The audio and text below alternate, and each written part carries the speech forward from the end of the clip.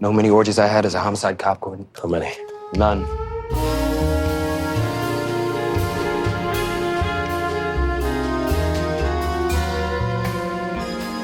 Hello and welcome to another episode of Be Gay Solve Crimes. I am November Kelly and I am joined by my two co-detectives. I am Lucy. I am your local librarian, but you already knew that because you saw the future and knew that we were going to be hosting this. Our third and final co-host? I will be Mia Mulder at some point very soon. It's predestined. Time frame, less than 30 seconds. The Mia Mulder that was, Hi. the Mia Mulder that is, and the Mia Mulder that will be. Yeah. Incredibly different Mia Mulder, so you'd be It would surprised. have had to have been. Well, Yeah. the thing is, it's a real sort of garden of forking paths, you know? You never know exactly which Mia Mulder you're going to get. But no, this is Be Gay Solve Crimes. It's a podcast about how every detective is transgender. And as was foretold, when you clicked on the thing that said Be Gay Solve Crimes episode, whatever, Minority Report, we are going to be talking about the Steven Spielberg, Tom Cruise movie, loosely based on a Philip K. Dick short story, Minority Report. The precogs make it look so hard. I don't know what the difficulty is, you know? This is a real, a really kind of dated piece of sci-fi now. This is, I would say, very noticeably of 2002. Oh, yeah. You know, everything about it has a very distinct visual style, even everything's Yeah. sort of very, very blown out. It's got kind of the blue-green matrix filter over it. It's got kind of the desaturation of equilibrium over it. Tom Cruise has a fucked up haircut, and we're going to get into some questions of free will and determinism. It is so fucked up as a haircut, yeah. My wife informs me that this is Tom Cruise at his most chopped. This is not your best Tom Cruise. This is your buzz cut Tom Cruise. I wouldn't say that this is a highly fuckable Tom Cruise. No. No, on the Tom Cruise fuckable scale, we're bottoming out. I think he's perfectly fuckable. I don't know what you're on about. He looks perfectly fuckable to me. This is a skill issue to Mia. Yeah. I think we're setting our standards quite high with just like this is Tom Cruise. So we're like, yeah, I would kick Tom Cruise out of bed at any point. You know, You see, this is the kind of film criticism you can get when none of us have any intention of working with it. this is true. This is we can. Tom Cruise is a working and fuckable actor who does allegedly own slaves. So maybe there's the fuckability is kind of compromised by this. gee The whiz, year is yeah. 2054, and we are in a heavily desaturated Washington, D.C., where Tom Cruise works at a very special form of policing, right? Because there is no crime anymore. Kind of like Demolition Man or Equilibrium, because of an extremely good form of predictive policing, right? So Tom Cruise goes into work in this very futuristic office where a little murder like Peggle ball gets, like bumped out of the level. Yeah. And it says on it, next location. We thought that, you know, the sort of architecture and visual aesthetic of the future was going to be brutalism for a long time, but no, it turns out that the key architect and visual designer of the future was Rube Goldberg and his many machines. Everything is needlessly over-engineered for some reason. It's a little bit, it's like Dark Frutiger Arrow. It's very like everything's going to be swooshy and glass and steel, but there's not going to be colors in the future. The colors are all going to be kind of like smoked glass. Yeah. I mean, everyone thought that this is exactly what the future was going to be like. Like, they had seen the iPhone. The iPhone is like on the verge of coming out. People want the proto iPhone. And like, you can see hints of the proto iPhone here already in like the glass UI type of design choices. I mean, Yeah. like, I think they were pretty on the money, actually, when it came to predicting the future. Sans, you know, a couple of people chilling around in some water to predict the future. But, like, other than that, I think, like, this is basically what I also think the future is going to look like. But so Tom Cruise strides into this operations room and looks out through a window and says, "Good morning, detectives," where it pans down to all three of us lying in a completely milky jacuzzi. Yeah, the milk jacuzzi. You know, we have no spiritual needs, and we get all of our nutrition from drinking from the milk jacuzzi. And we will be selling small jars of milk jacuzzi water to our fans for the low, low price of lifelong loyalty and affection. And as we have already predicted, you will buy many cases of this. Yeah, exactly. Because the way this policing works is there are two men and a woman, but very androgynously presented people in like futuristic swimsuits in the big jacuzzi full of milk. And they have visions of the future. They have precognition, and thus they are called precogs. And when one of them sees a murder, specifically, that shoots the little Peggle ball out through the Rube Goldberg machine, and the Peggle ball has next location on it. Or rather, it has the victim's name, right? And so Tom Cruise's job is... we're in the future. For some reason, they can't identify anyone through, like, public records from this. So his job is to go through the footage with the very, like, swooshy gestural hand controls UI thing that was really influential and that everyone expected you would be able to run a computer with, and you still kind of can't unless it's a VR shooter. And he has to identify who is being murdered and prevent it before it happens. I don't know why anyone ever thought that we would sort of want gesture-based computer control. I wanted this. I want this now. Yeah. Really? I don't know. To me, this feels very much like every single time we get like Google Glass or Apple trying to give you like the Apple Vision, like huge headset thing. No one wants to wear the headset. I'm sorry.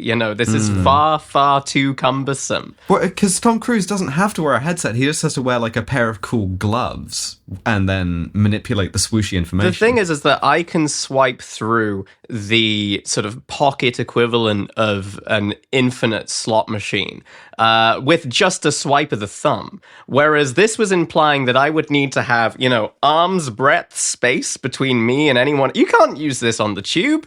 This is useless, Just swinging away on the central line and hitting people in the face. Exactly. And the thing is, like, sci-fi has been really influential on this kind of product design. Like, the reason why flip phones existed is because original series Star Trek had like a communicator that flipped up that you spoke into, right? So evidently people tried to make the swooshy controls. Exactly. But unless you're playing on like a VR shooter, it just isn't really common, and I think that's a great shame. I think I want the sushi controls less because of the sushi controls themselves, but because it implies an underlying need that I already have a big apartment. Like I have a big housing. Like this implies the housing crisis has been solved so that you can have a big sushi computer. And like I am happy with that. Like if the costs of solving the housing crisis is big sushi screen computer. Yeah.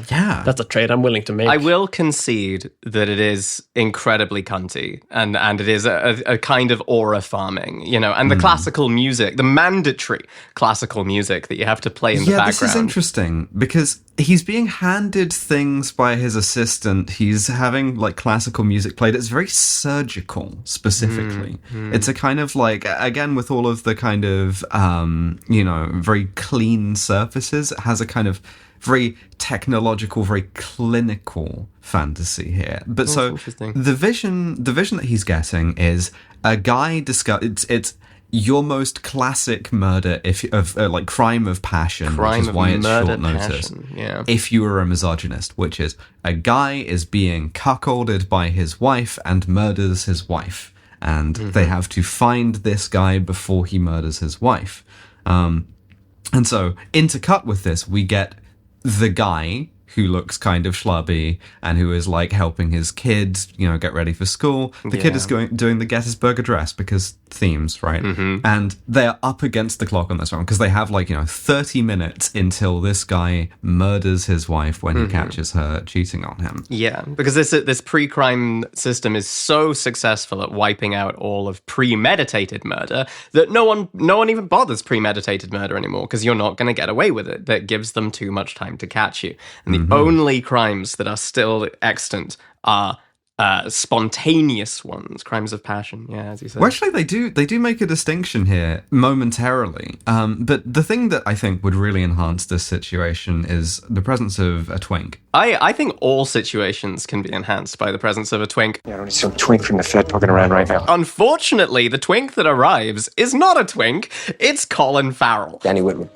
twink from the Fed. Okay, don't say unfortunate to me like Colin Farrell isn't the most fuckable person in this movie. He is very pretty. Yeah, I was about to say, he's like, very pretty. I think he is a special category of twink, perhaps. He's a hung... twink from the federal government. Like, this is what you get when the government makes twinks for you. Like, it's not going to be as good as privately made, but it is going to be reliable. He's at least an otter. He has a goatee. Doing like privatization and being like only the private sector can really deliver excellence in twink exactly. production. I would trust a government mandated twink. A public service twink is not. I'm not going to trust the quality. I've had that dream. No, but too. that's your dream I've had job. that dream. Yeah, I was gonna say. I mean, I would describe him as more twunk than anything. He is bearded, which sort of militates against twink. But no, Tom Cruise does inexplicably say a twink from the Fed. Yeah, he arrives simultaneously drinking coffee and chewing gum at the same. Wretched combination of flavors. Complete sensory nightmare. Yeah. Just I really want to advance my gum disease, you know. But he's from the FBI, and he's here to, like, with a letter from the Attorney General empowering him to, like, just nose around a bit. And this is a real distraction while Tom Cruise is doing Rainbolt GeoGuessr shit from this footage, right? And this is the other thing, is this fantasy is two things at once, right? One, it's surgery, but it's also Top Gun again. He's also kind of a pilot, because all of the pre-crime guys, they're wearing flight suits, and when he figures out where this murder's going to happen, they scramble into the pods. Yeah, there is a lot of zip lining and abseiling in this movie. Abseiling into locations you wouldn't think it'd be possible to abseil into. If it exists, they find a way to abseil into it. But it makes absolutely no sense. Like, because I buy into the premise of this universe quite easily, right? Like, they don't make it that difficult. But in what universe would you have the same person do GeoGuessr with the precogs and also wear the flight suit and fly around in the future helicopter to actually catch the guy? Like, you can use a phone and just call, like, a paddy wagon or something. It's a kind of intelligence operations division. It's a dyad, right? And like that's ultimately relationship goals. Is one of you is the sort of like GeoGuessr Rainbolt one, and the other one is the door kicker, walking up to a gay couple asking which one of you is on the intelligence side, which one of you is on the operations side. Well, this is the thing: is the technology has the power to do like eye scanning and sort of gesture-based, non-contact touching computer control and things like that. But in order to have information be transferred between two computers, it requires the physical plugging in of like a glass USB that you then take out. Oh, these will and be slot important. back. And yes. it's like, have we really not got like wireless, communication between devices here? The problem is that, and if you put like a short-haired, bleach-bypassed Tom Cruise on a movie poster, people would expect action, right? And so you have to give them that, and you can't have a kind of cerebral thing about an intelligence analyst. What you have to have is he and his like colleagues dive into the ornithopter, I guess. Nicknamed by the crew on the film The Dispenser, named after a Pez dispenser, of which it bears a striking resemblance.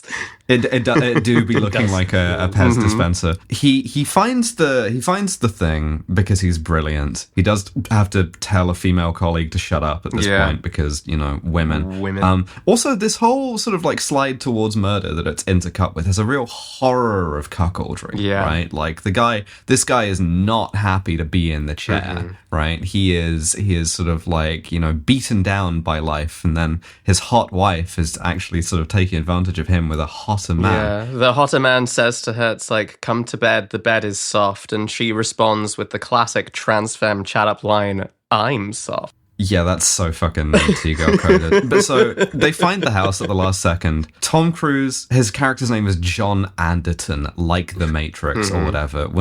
I don't hold with that type of shit at all. So Tom Cruise tackles the guy, and then all of the other precogs like abseil in through the skylight and grab everyone like a shit version of Brazil, like Argentina. Like, I also don't understand, like, why, because they were all on the ground a second ago. Did they all get back into the pet Yeah, they got dispenser so whipped they could abseil back up through the in, window yeah. instead of Yeah. just running after their chief who's running to the correct door? They do a kind of realistic SWAT thing of just tackling the murder victim as well, which is a real, like, even the cop gets in trouble type way of handling these things. But what happens if they have to stop a murder in a house that doesn't have a skylight? You know, they can't abseil in. They just go like, dunk, and it's just, they're fucked. Yeah, no. Cops banging off my window like seagulls. Exactly. At this point, they grab the guy, and because he would have committed murder, even though he's protesting his innocence because he didn't do anything, they put a pair of old-timey headphones over his head, which instantly like pacifies him in a way that we are not like shown, but is presumably like horrible. Again, like a lower budget Brazil, even though this had a higher budget than Brazil. You know what else is a good sci-fi movie is RoboCop. It is. Future episode, I guess. Yeah, absolutely. Our move, creep. But so RoboCop establishes its setting with kind of like in-universe satirical commercials, which are horrible. And we do one of those where it's like, I lost my aunt. I lost my Yeah. sister. But thanks to the precog unit, no murders happen in DC. Vote yes on Proposition Precog. Imagine a world without murder. I love the fact that they get a whole class of like school children to be like, pre-crime is a legitimate form of justice. all of You us know? would have been murdered if it hadn't been for pre-crime. Hold on. I'm just realizing something as we're talking about this goddamn commercial, because they do have a whole thing of like, I was gonna get stabbed, I was gonna get sexually assaulted, I was gonna get robbed. But they later established that the only crime that the precogs can really do anything about is murder. Yes. Because like Yes. that's the one that kind of breaks the fabric between the metaphysical fabric between people. So this ad is, as public service announcements by police departments typically is, misinformation. It's propaganda. Yeah. Yeah, there is something in particular about murder that is so spiritually aberrant that it gets picked up by our three envies in the milk bath. They just sense it happening. Yeah, they have to explain this to Colin Dwayne, Farrell yeah. later on. Is that murder is metaphysically disturbant or aberrant, which fuck off. The untimely murder of one human being by another. I do like that they emphasize that it is the untimely murder. So like if a cop shoots someone like as part of law enforcement, the precogs don't pick up on that because that's timely in this cop universe. But so the takeaway from this is that pre-crime is a system that has only been instituted in DC, in which case, why wouldn't you just take someone out to like Virginia or Maryland Yeah, and murder exactly. them there? They've been running it, and it has reduced the murder rate to next to nothing, and the conviction rate to 100%, and now they're trying to take it national, right? But there's like this national referendum on whether or not you should like nationalize pre-crime. It's interesting. There is very much a sort of like underlying sense here of like we've stopped all murder, but at what cost? And sort of within the rules of thus far established like an equilibrium. of the universe, it's Yeah. like I don't know. I mean, they've solved all murder. That's pretty good. Pretty good. But so Tom Cruise goes home, right? He gets in his flying car, which we have like 20 years to build, and gets back to his Blade Runner apartment for a quiet night in with his UMDs, his little discs. And also with his drugs, because he Oh has yeah, I missed the drugs. Yeah, I forgot the drugs. on the way home he did a quick little jog and got some drugs from a guy with no eyes. Yeah, he bought some like inhaler type drugs, and he's gonna sit and he's gonna inhale some chemicals. Future drugs. The drug is called Clarity because science fiction authors cannot fucking help themselves and have very seldom bought drugs of their own ever because they're never named anything especially portentous or thematically appropriate, you know? I think it's named Neuroin, which is like brain heroin. Yeah. But what really annoys me about this is the fact that he doesn't have a consistent labeling system for his dead kid home movies. Yeah. Like we see him going through his like filing cabinet of discs, and we've got like Sean playing at beach, Sean : playing at beach, Sean - playing at beach. And actually, I think if you label a filing system like that, you maybe deserve to have trauma. Yeah, we're in the sort of the dead wife montage goon cave, right? Where he's just like The dead child goon cave is not a sentence I was ever prepared to hear. It's not. No, The Morn cave. Only Mommy kisses me on the lips. But by like using these discs, he's able to like do like a kind of shitty 3D projection of his kid. Yeah. So and then with that combined with the drugs, that feels kind of real to him, and we see he's like doing his own dialogue from the home. It's not movies. healthy. It's really not healthy. But the thing about it that sort of makes me wince is the fact that someone here decided that in the future we would all change our minds and be satisfied with every single photograph and movie that we ever see being locked at 60% opacity.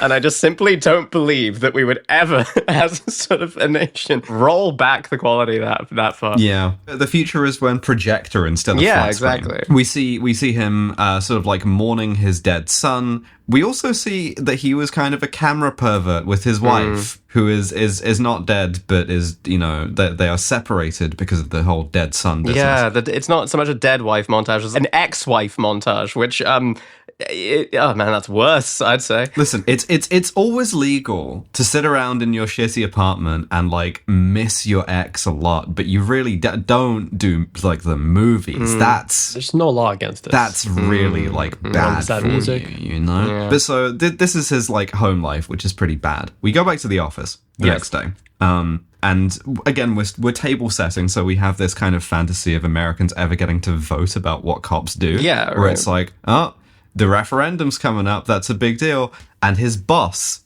meets him at the office. His boss, Max von Sydow. Yeah! Guy I love to see. We love to see him. First Swede of the movie, by the way. There's a lot of Swedes in this movie. I forgot how many Swedes there were in this movie. We're going to see this guy crop up a hell of a lot on this podcast because he just keeps appearing in so many movies. He's, I think he's also in Shutter Island, which I'd love to do as an episode as well. Yeah, he gets cast a lot as like the, you know, hero's best friend, boss, avuncular type in Act 1.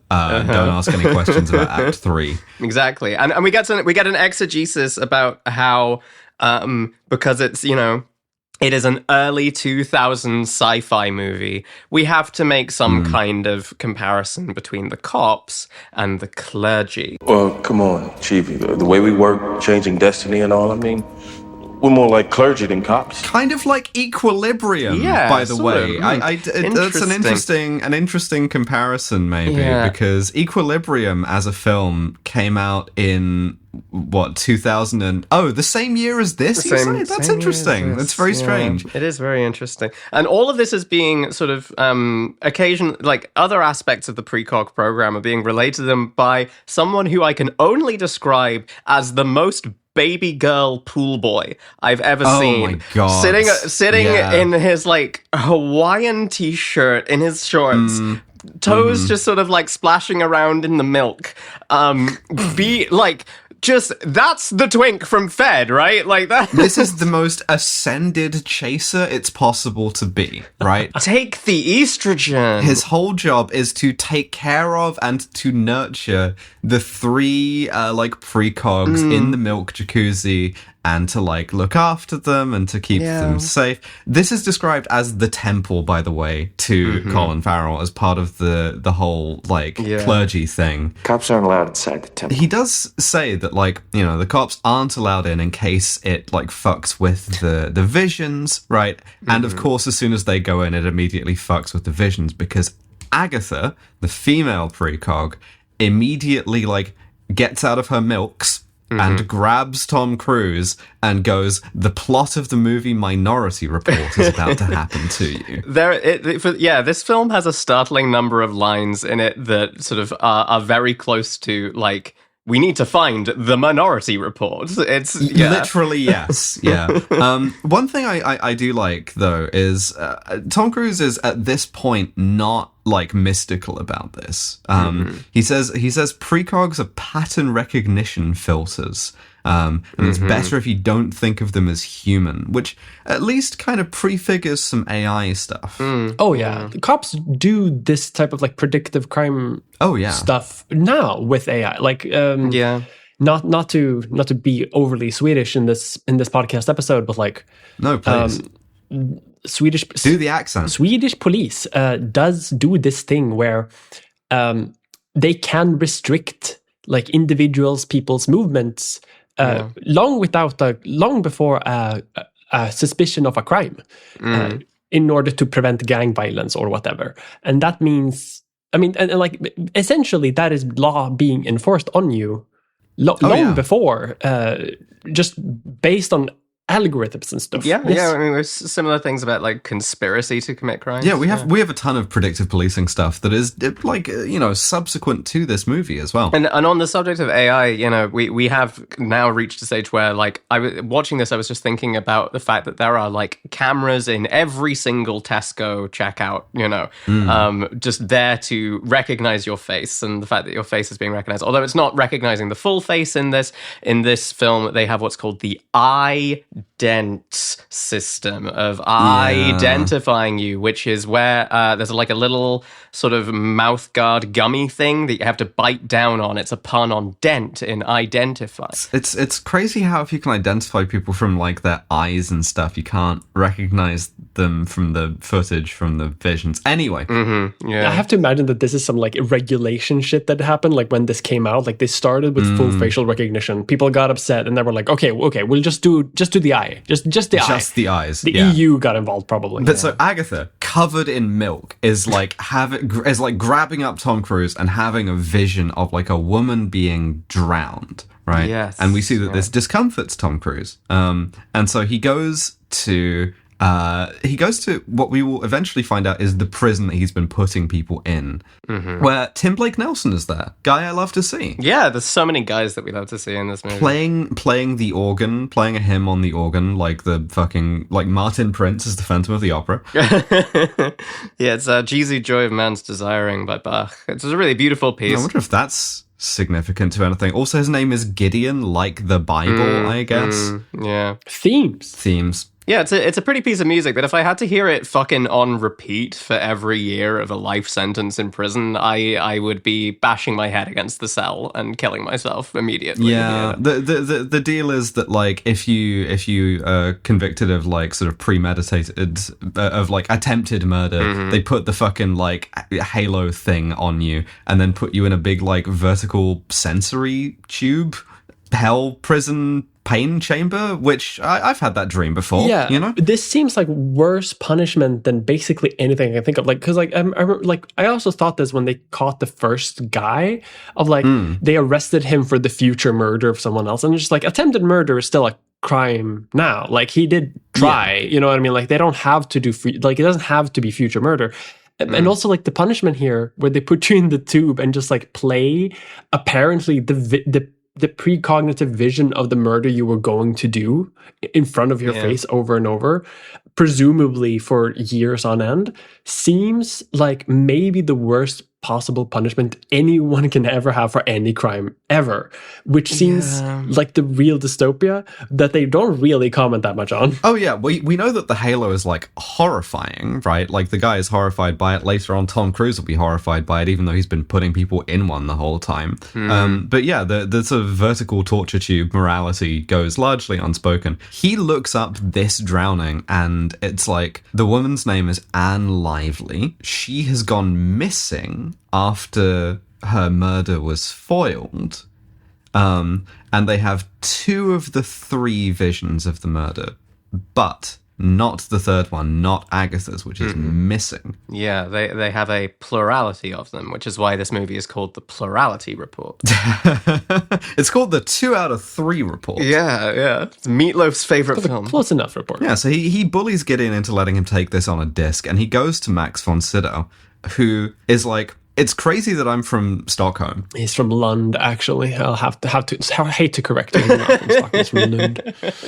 The character, however, does say Stockholm. I'm pretty certain. Oh, does he? I missed this entirely, actually. Damn. So what's weird is he says Stockholm, and then incidentally, when he's doing his backstory, Colin Farrell alludes to like one of his relatives being from Dublin because he's also not doing an American accent. So it's very much just like, I'm not from here. Here's why. I missed that. He's not exactly doing an Irish accent either, though. But the thing that I couldn't stop concentrating on in this, and I've checked, and the cinematographers didn't use any lens above like a 35mm lens on this, so it can't be anything to do with camera trickery and compression or whatever. But Max von Sydow is enormous compared to Tom Cruise. Like, just absolutely, either that or Tom Cruise is tiny, which that's just how it is. He is a short man. But He is a there's short like man. some serious, Lord of the Rings, Fellowship of the Ring ass forced perspective here, where Max von Sydow is like towering over him. It looks like he's holding Tom Cruise in the palm of his hand. Jesus Christ,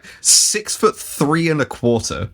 So and Tom Cruise is like what, like 4 foot nothing, and allegedly owned slaves, and it's crazy that he allegedly owned slaves. Did we mention that he allegedly owned slaves? Yeah, allegedly he owned slaves. Like, that's not like controversial, I don't think, to say that he allegedly owned slaves. Okay, but legally is it? Should we preface this with allegedly? This is a free episode. It probably legally is, but people have said that they were imprisoned by Scientology in order to do tasks specifically for Tom Cruise. Whether or not Tom Cruise knew he was the beneficiary of that, I don't know. Whether or not that they were telling the truth, legally, I don't know. Tom Cruise is allegedly 5'7", which makes him the same height as me. So if anyone who is 6'3.25" wants to replicate this experimentally, we can do that. We could just do this next, like the time we meet each other in real life at some point, because Yes. I'm like Max von Sydow. Like, we can just see if you look very tiny in comparison to me, which I guarantee you will, because I'm Just doing a live show with me and Nova sat at on the front of the stage, and me like at the back. So we're all the same height. So talks to Max von Sydow, and he's like, I don't know what's going on with this. And Max von Sydow is like, I'm not the villain of the movie, so Don't worry. I encourage you to not worry about it, because we've all got to kind of be on our best behavior with this like referendum on pre-crime coming up. And he says, my father always said to me, this is the second my father always said to me line of 4 my father always said to me lines in this movie. It's dads always be saying shit to their kids in Steven Spielberg films. But he says, you don't choose the things you believe in, they choose you. And talks about the fact that like, it's a really, really fascinating line talking about Tom Cruise's personal experience, or the character's personal experience of losing his son, giving him a strongly held conviction in the truth of pre-crime and the validity of pre-crime as a crime-solving and crime prevention method, saying, quote-unquote, when you speak of your absolute belief in pre-crime, no, it's a belief born of pain, not politics. And that is, like, fascinating to me just from like a sociological perspective, because it's like, I actually, those are very much the same thing. It's a very political thing to have a grievance like that, for sure. You know? He goes back to work, and having told Max von Sydow, hey, the thing is, every conversation with Max von Sydow's character in this or really any movie is a who else have you told about this type conversation, and everyone he talks to fails to detect that the conversation they are having is a who else have you told about this type conversation. Yeah, what are the loose ends do I have to tie up here? Yeah. And so almost immediately we get another vision. Before that happens, we also do get a quick vision of the twink investigating Tom Cruise's apartment, and seeing that it's a mess, and seeing that he is on drugs, and he says, "Oh, you're in trouble now." Daddy's in a lot of trouble, Sean. Yeah. So he's like, as part of his investigation, he is seeing one reason why this cop is in trouble. One of the other things about this twink is that he is sinisterly Catholic. Like all the best twinks are. He tells Tom Cruise earlier on that he was he was a seminarian, for instance, for a couple of years before he dropped out to become a cop because like one of his family got murdered in Dublin. He's like always got a rosary on him, like really ostentatiously. It's like, yeah, sure, okay. Look, I mean, trying to make the cassock work might as well statistically be equivalent to making the hat work. That's we have lost so many women as priests for real. But I mean, I need to gauge the vibe here right now. Have any of you ever thought about becoming a priest? When I saw Conclave, I dissociated for 2 weeks on the basis that I should have repressed and become a priest instead. So I think it's safe to say yes. Shit. When I was 12, despite not believing in God, I briefly considered becoming a monk and doing it like the long way round as an atheist for some fucking reason. A life fact that I share in common with other such cisgendered people as noted ally Jack White of the White Stripes. Hello. Hello, baby. Huh. Interesting. Curious. Yeah, no, I would have been a terrible priest. No, me too. Maybe I would have been a really good priest. I don't know. Anyway, the point is... But you make an amazing woman, is the thing. Well, thank you. You know, maybe if podcasting stops working out for me, I can see if I could ever reconcile those two things in a slightly woker church. Anyway, they have another vision, right, which is... so clearly, they got your ass in like, not 4K. This is fucked up footage. They got your ass in like 1K. They got your ass in like 480p, and it's like really grainy, it is unmistakably you shooting a guy. It's got the sort of like early 2000s Radiohead music video MTV filter over it, right? Like they got your ass in the music video that came in the CD attached to the album, shooting a guy. Exactly. And this spits out the little premeditated murder ball saying that Tom Cruise is going to murder a guy called fucking Not Important. Yeah. Some cunt he's never heard of. Yeah, in like a week's time. And so he sets his Bulgari watch with the timer, because Bulgari has like product placement in this movie. Yeah, among so many fucking other things. Don't worry, I got a list of all of them. Movies in the early 2000s like really didn't have funding except for just like whatever sci-fi movies could fit as many brands as humanly possible. That like, but in a sci-fi way. The real money behind Hollywood is the Gap. You know. Well, this movie really is trying to have it both ways, right? Because it has a lot of product placement, but it's using that product placement to be like, damn, wouldn't it be crazy if product placement were really obtrusive in this dystopian future, while it is currently being obtrusive to you in the present? Yeah. Can you imagine a world with personalized ads that interrupt whatever you're doing? To be like, hey, John Anderson, you can use a Guinness right about now. So here's the thing, Jacqueline. You need a VPN. Maybe. No, I'm not going to do that. I will have sniped someone, though. So, Lily, 40 of our listeners back up. What's up, Luna?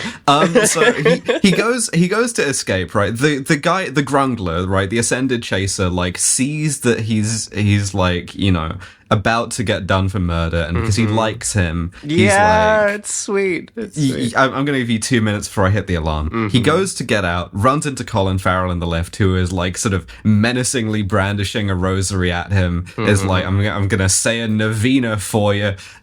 Just anything to kind of increase this kind of like sinister Catholicism. And we get one of the funniest lines of the movie, which is Tom Cruise pulls a gun on him, and Colin Farrell says, "You're not gonna shoot me, John.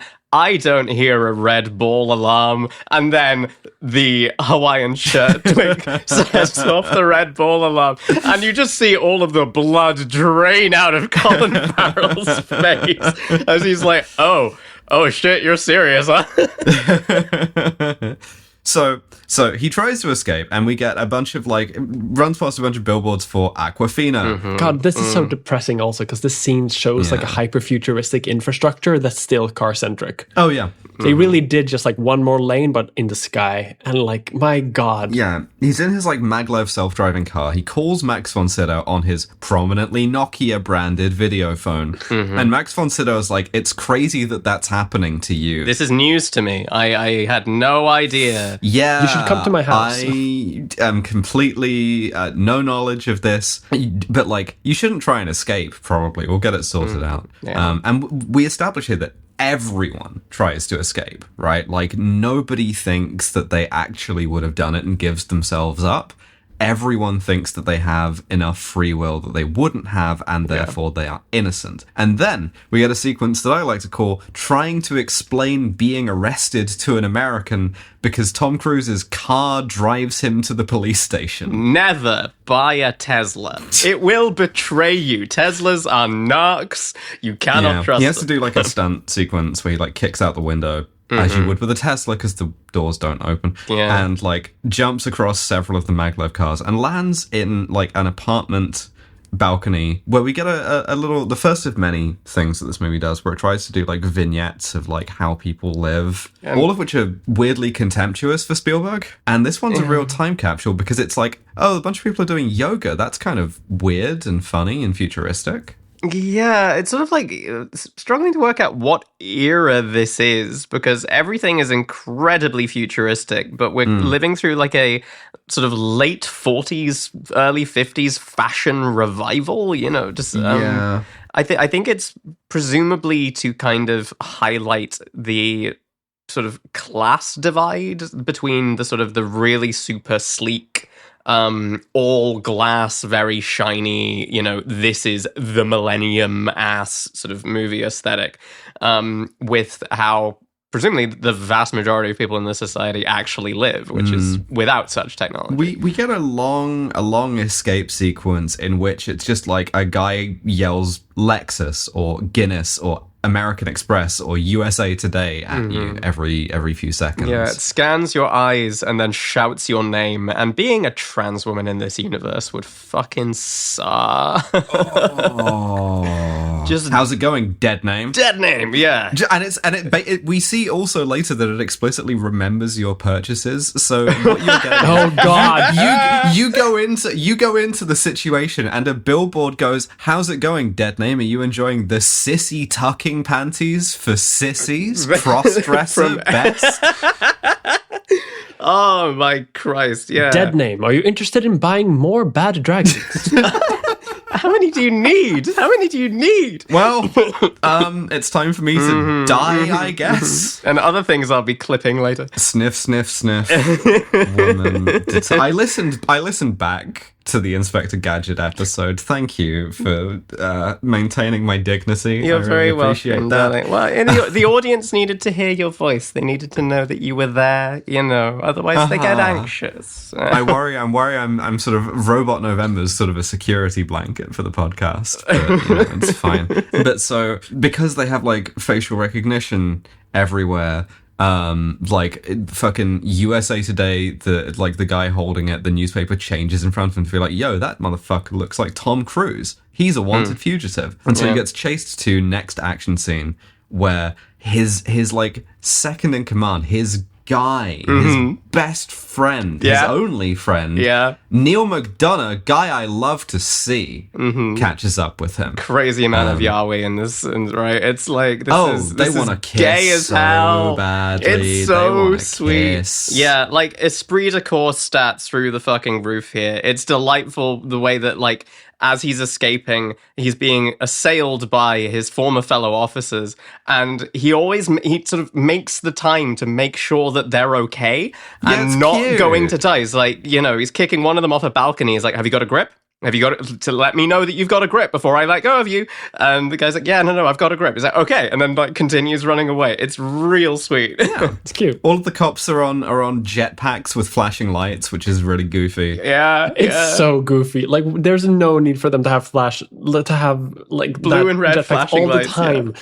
Like, why do they have that? Yeah. They come flying in and I start cackling on the sofa. It's very, very, very funny. They really, really, really like the vignettes of like family life things. So like with this like cop jetpack fight, he presses triangle and like rides a cop through 3 different apartments, each of which is meant to be like a kind of slice of life cute thing, but again feels weirdly contemptuous, like I say. It's a little strange, yeah, sort of knocking through, and like the jetpack is like cooking the burgers and things like that. So yeah, he escapes the regular cops only to almost get run over by and this is just a sequence of words I love to say, the FBI PT Cruiser with the futuristic body kit on it, driven by a twink. Yeah, who gives him a little wave when he just bumps into him. It's quite sweet. It's like, hey, I'm the inevitability of judgment in a moralistic kind of Catholic way. At one point later on, because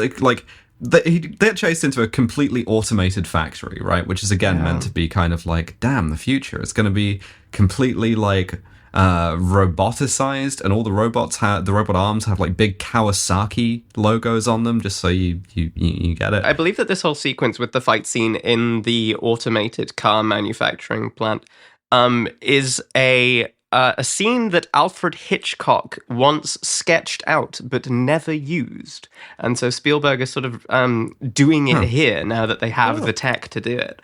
R.I.P. Alfred Hitchcock, you would have loved Kawasaki, I guess. I feel like they did a little bit of a mistake, though, by imagining that this dystopia would have automated factories in the US still, because as we all know, all of that automated would be in China.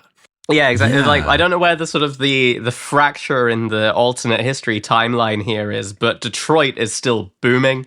You know, it's science fiction movies love to have Detroit be a booming city for some reason, and I don't know a bit why. like iRobot. Yeah, future episode. The feds have these very sick rotor action, like sort of repulsor guns. It's sick. Yeah, it's real sick. One of the things we've seen is the cops don't tend to have like lethal weapons, I guess, because that would maybe the officer involved shooting does fuck up the precogs. But so Colin Farrell has a fight with Tom Cruise atop a car, and we get it, you're Catholic, right? Like what every Kill James Bond viewer was yelling at me during religion season, right? Because he starts this fight by like taking out his rosary and like kissing it a little bit with tongue, and it's like, Jesus, dude, you don't have to make that big of a deal of it. It's like sort of like you're having like twitches at this point. You're waking up in the middle of the night, sort of like flinging Douay Rheims Bibles at people. It's weird. They also have a scene directly taken from Star Wars Episode 2 Attack of the Clones. Which had come out basically the same year, I think. Crazy. People loved having fights on assembly lines. It's such a fucking John Williams soundtrack in this. He's really beeping and booping.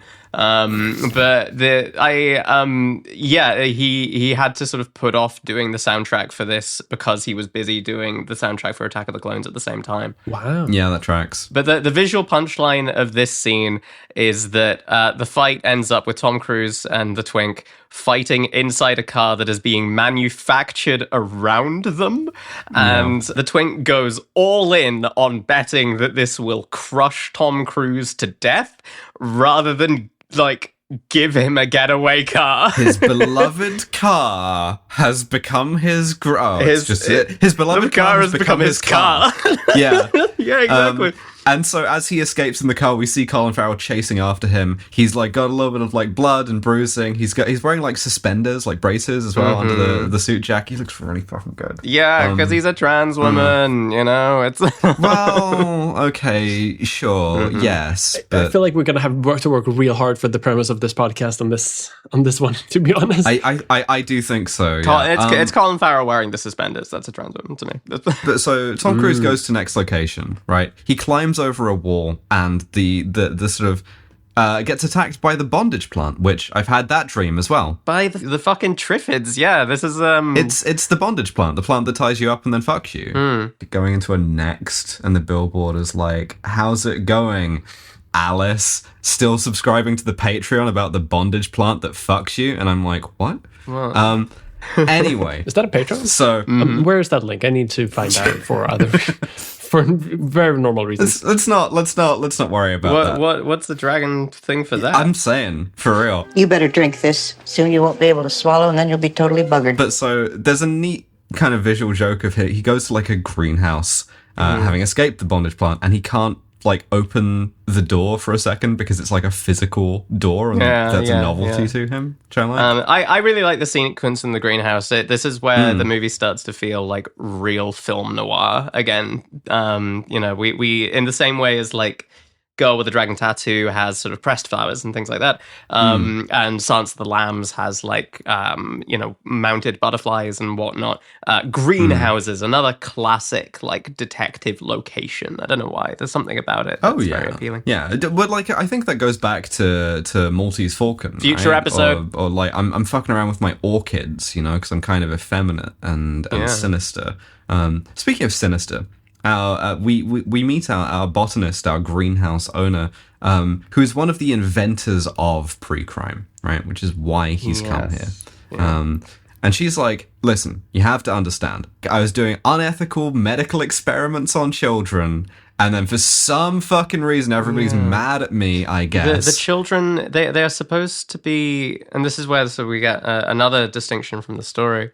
In the original book, the precogs are just developmentally disabled children. And there's a real horror of sort of disability in that way, in much the same way as like Frank Herbert's Dune kind of has sort of similar sort of things. But in this, it takes sort of a leaf out of some of Philip K. Dick's other books, things like A Scanner Darkly future episode, where there is a real horror at the consequences, and specifically the intergenerational sort of eugenics consequences of drug use and the way that taking drugs can fuck up your children. Yeah, these were neuroin babies in the same way that like over a generation earlier you might have talked about like crack babies, right? Or like heroin. Yeah. And she does clock him as a drug user as well. And like noticeably, it's one of the sort of few things in a like, movie of this positioning that like articulates a like class of like a sort of a class relation in drug use, where it's like, oh yeah, these were the kids who got like super fucked up by it before it got like gentrified, before like rich people started doing it. Yeah, it's really interesting. Not purified like the educated people have. Yeah, which I like. But so she's like, so we invented it by accident because they were having the like visions all the fucking time of all the murders. Because one of the things that this movie does is, sort of buys into this thing that RoboCop is satirizing of being like, yeah, in the dystopia, like crime was really, really, really bad before we did this. And so they were constantly assailed by it until we sort of had this like system. Yeah. But here's the thing, Tom Cruise, it's not guaranteed, right? Because sometimes the three like parts of the hive mind in the milk jacuzzi disagree, and when they do, one of them, and it's usually the woman because women are more magical and more sensitive, which It's always in the more gifted of the three. Which one is it? The female. Because we're more psychically gifted, produces a Minority Report, like the title of the movie. Yeah. Find the Minority Report. The actress playing this old botanist kisses Tom Cruise on the lips in a completely unscripted moment, which is kind of interesting. See, I feel bad for him, but like I don't think you should allegedly own slaves either. So I have a nuanced position. But that you get this really fascinating line from her.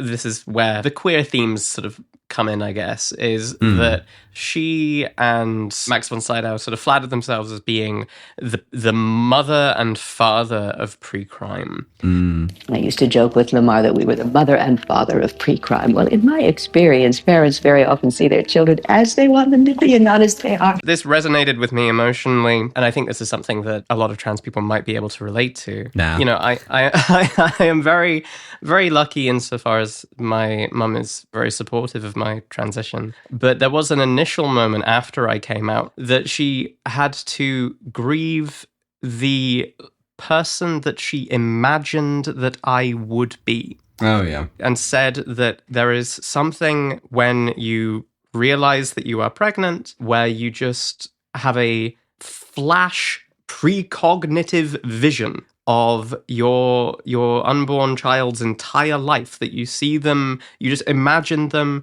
running around and playing. You imagine their first day of school. You imagine them growing up and going to uni. You imagine them getting married. And you see that with like real sort of clarity, and it feels so real. And I think for so many of us, the difficulties that we have with realizing who we are sooner comes from the fact that so many parents are more preoccupied with who they imagined their children would be rather than what they turned out to be. And this whole story has a real sort of like horror of predestination, of determinism, of a future that is chosen for you rather than one that you can seize for yourself. Yeah, we're the Minority Report from Minority Report. Yeah, because we're a minority. Because the title of the movie is Minority Report. Anyway, she makes the other point in the movie, which is like, who wants a justice system that allows for like doubt, right? Even reasonable doubt, jerk off motion. And so it's like, we suppress that Minority Report.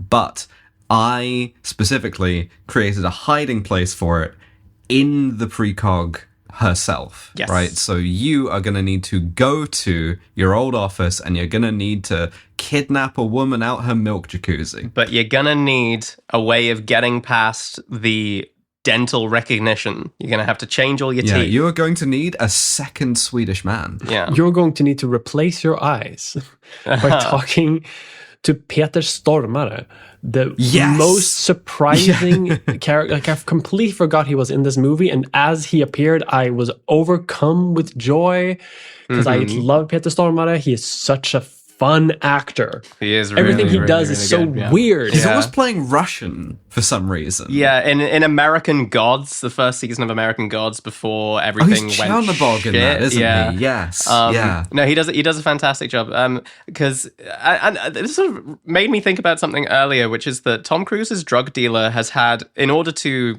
escape prosecution, has had both of his eyes removed, but presumably couldn't afford to get them replaced. And so, and this is sort of so that the eye dent can't identify him. But it's like, man, they're just going to be looking for the guy with no eyes. There's no other way of identifying a person in this world. It's just the eyes. Yeah, there was a real case very early on in the history of sort of like crime solving, where after we discovered sort of the concept of fingerprinting people, there were criminals who were like, oh, well, I'm going to burn off my fingerprints with acid so that they can't fingerprint me. It's like, yeah, we're just going to look for the guy with fucking acid burns on his fingers, you dipshit. Yeah. Peter Stormare is like his like shady like transplant surgeon, right? He's a ripper doc from Cyberpunk. Yeah. This is the back alley orchidectomies, and he wants to keep his eyeballs is crucially what he requests. Yeah, he has a little cute line about this where when he's asked why, he says, because my mum gave them to me, which is fun. Nice. You know what else is creepy is when a woman has a facial mole, I guess, because the surgical nurse has one, and that's meant to be kind of like a creepy shot. There's even a Dutch angle on it. Yeah, it's like this whole flat is filled with such disgust at the sort of like uncleanliness, and there does feel like a real class overtone to it, where like it's like this is a sort of back alley operating theater for a surgeon, but the surgical assistant, the camera pans over to a reflection of her shitting and getting off the toilet and not washing her hands before coming over to help out with the surgery. We get a wonderful line in Swedish, which is torka arslet för fan, which is like, wipe your damn ass. These two have like a really, let's say, neurodivergent relationship to the point that they are just fully stimming at each other. They're quacking at each other a few times. Grubby. It's like the nurse also sings like a very Swedish song when she emerges, just to be creepy, and it's just like, I don't like to hear that, because I hear that every year when I celebrate Midsummer. Like, it's Små grodorna, and like that's a song that every Swede knows. So like, why? But like, why is she singing it here in like in a creepy way? Like, is it just to be creepy and weird? Yeah, the Swedish are inherently creepy, according to this movie. I mean, this is true. Is there a Swede in this movie who is like unambiguously a good person and a positive character, or are they? No, not to my knowledge. This is a strongly like anti-Swedish movie. Correct. It's made by the Danes. I mean, is there ever like a Swedish character in any piece of fiction that isn't Swedish who is good? It's true. Because I can't imagine, because like every time, like, you only get good Swedish characters in Swedish films just because like someone has to be the good guy. But I can't, like, in every other movie, like we're all evil.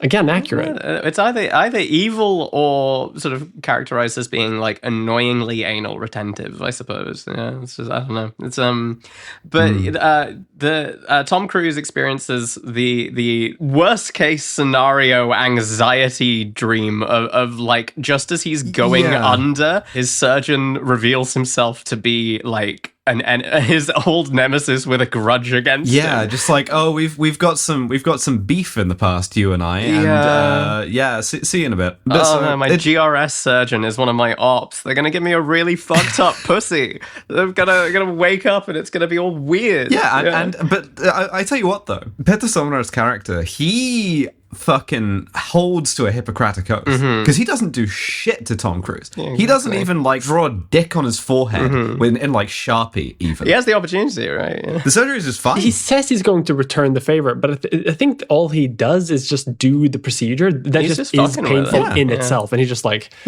well, I did it.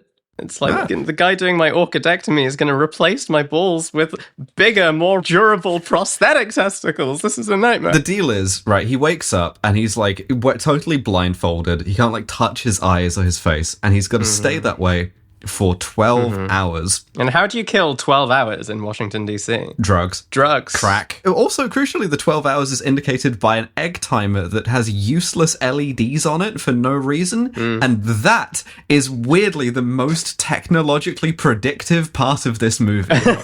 Yeah, exactly.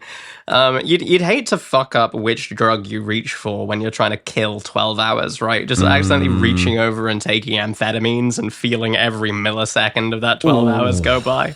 Just like can't even nap. You're just lying there. The thing about amphetamines is that like, you'll feel the entire 12 hours, but you will be interested in all of the things that you currently find boring. That's the beauty of amphetamines. I've been conscious for some long-lasting and remarkably gnarly medical procedures, and you want it to go quicker rather than slower. Philip K. Dick used to take a quite astonishing amount of amphetamines and was convinced that the sort of distortions and visions that he saw while taking drugs gave him precognizant abilities, although this is something that happened in his life, a solid 15 years after writing the short story that this was based on. But then a doctor apparently told him, and he believed this with full confidence, that amphetamines didn't work on him because his liver ate them up before they even reached his brain. And I think that doctor was lying to him to try and get him to stop taking them, because I don't know how that would work. That seems I don't think that's how biologically unlikely. No, but so he spends the first 6 hours of his 12 hours having a flashback to, and it's weird that the kid is always named this, the disappearance of his son. Mia, can I press X for the heavy rain drop, please? Sean! Yeah, David Cage, you hack fraud. This is like I am going to play 2 drops side by side now, and I am going to challenge you to pick between whether it's from this movie or whether it's from Heavy Rain.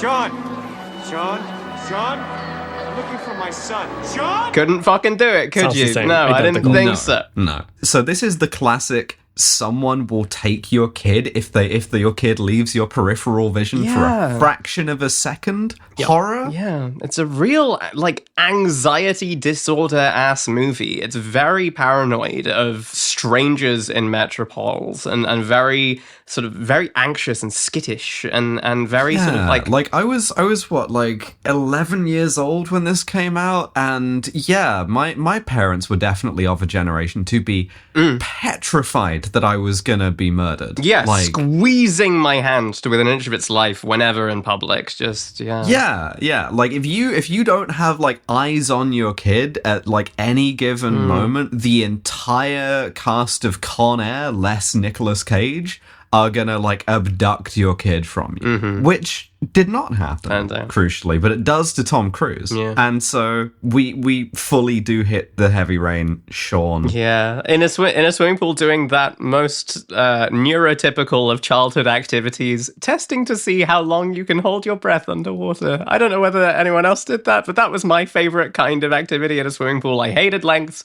I hated widths, but I was just in the shallow end, testing my breathing like Harry Houdini. I sort of have, speaking of Sweden, have a sort of similar emotional relationship to like childhood and swimming pools as like let the right one in. So I don't remember.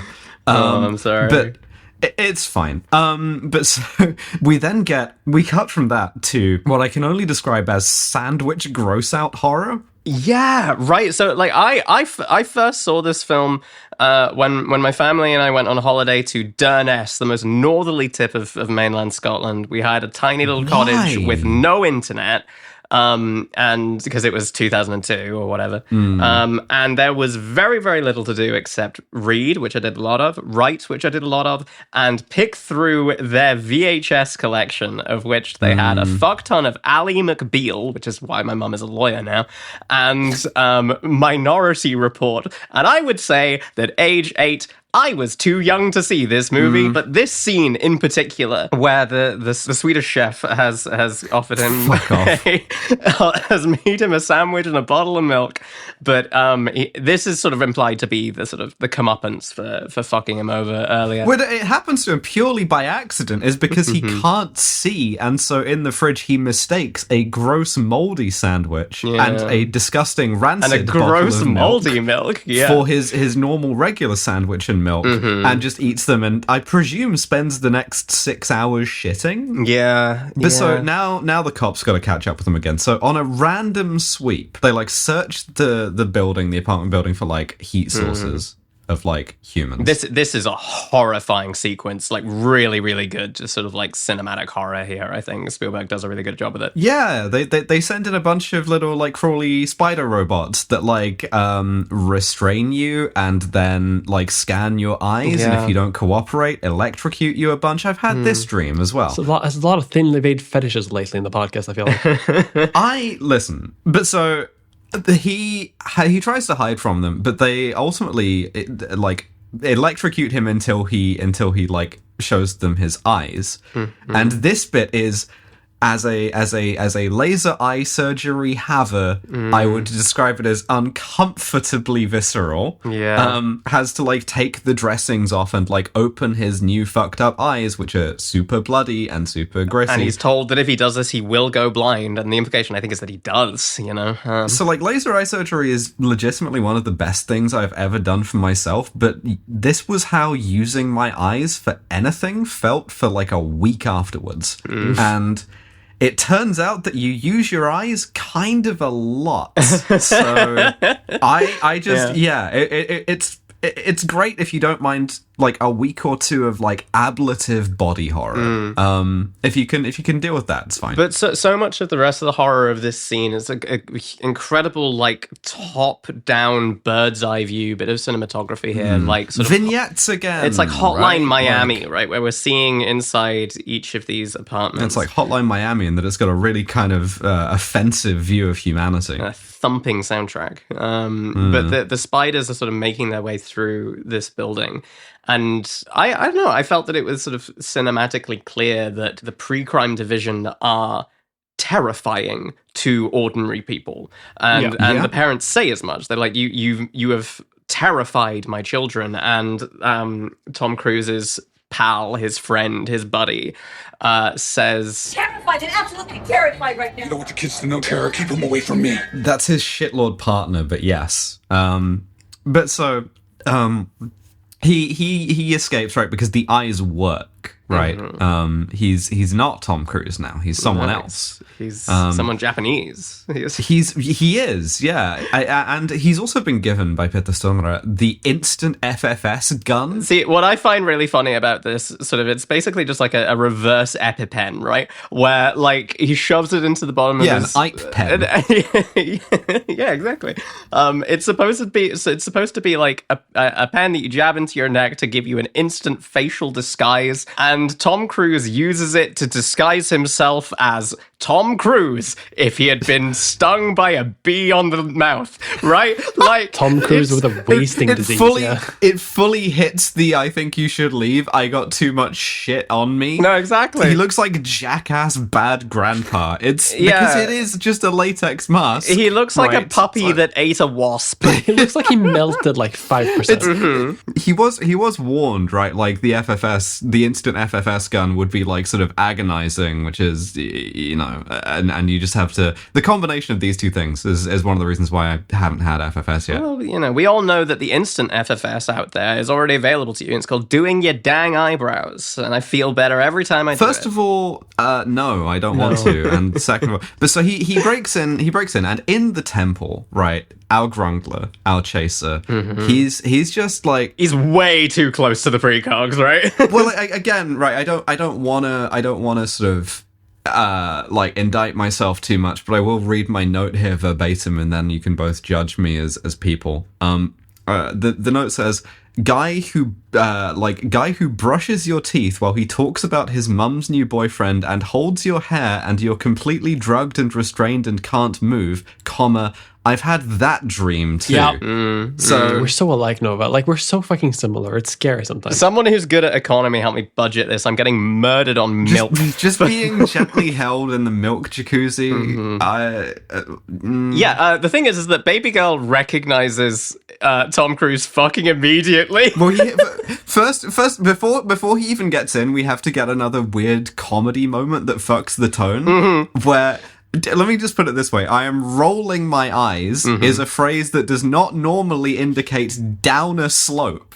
But in this case... Getting the ick from my boyfriend Tom Cruise watching him chase after a ping pong ball, you know, just like...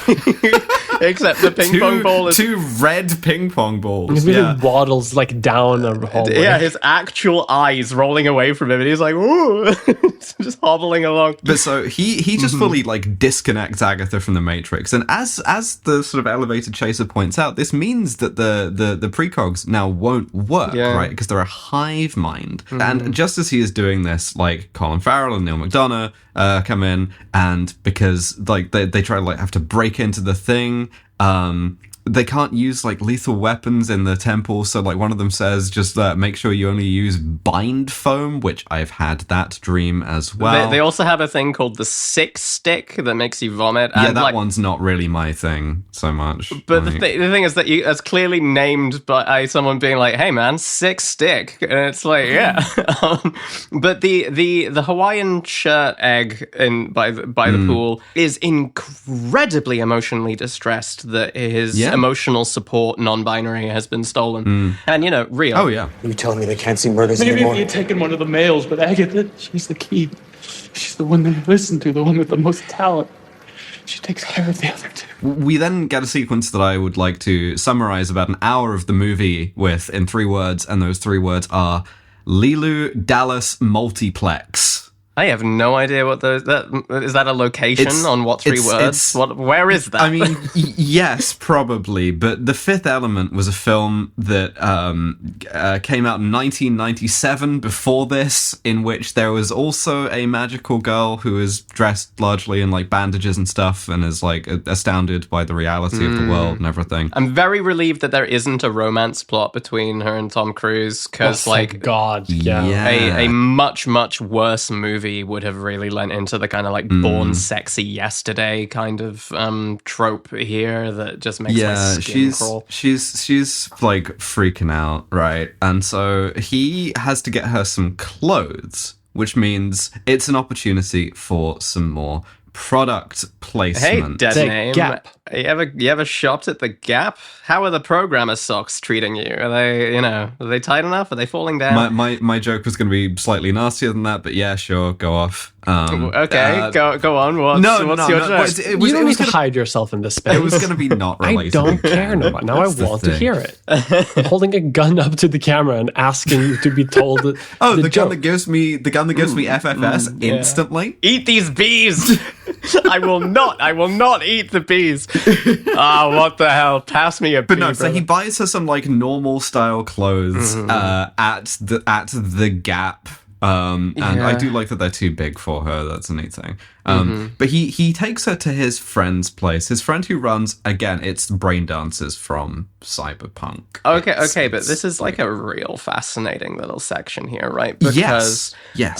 This is a sort of shady underground club where you can, with the aid of the Oculus Rift, experience any number of things. And one of the virtual reality experiences that are on offer here, advertised like front and center, is We got guys coming in wanting to experience sex as a woman. we got guys coming in wanting to experience sex as a woman. My fucking DMs, to be quite honest.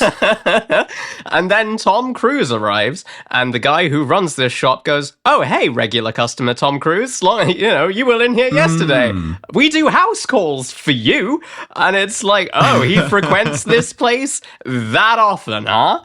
Okay, interesting, fascinating. I mean, I do think they have like precognitioned us to another memory that he does relive quite often.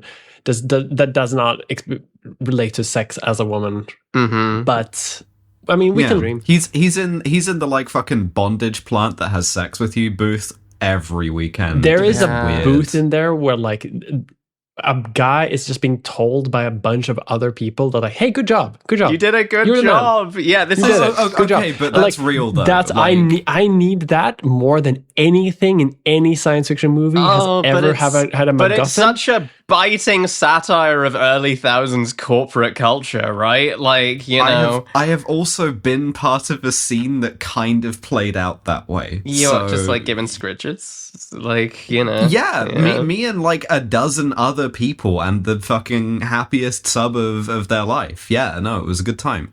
Anyway, that actually does sound quite it was nice. Lovely. Yeah, no, it was really Hey, nice. Listener, good girl. We can't give that away for free. Bleep that shit. Say it in the next bonus episode.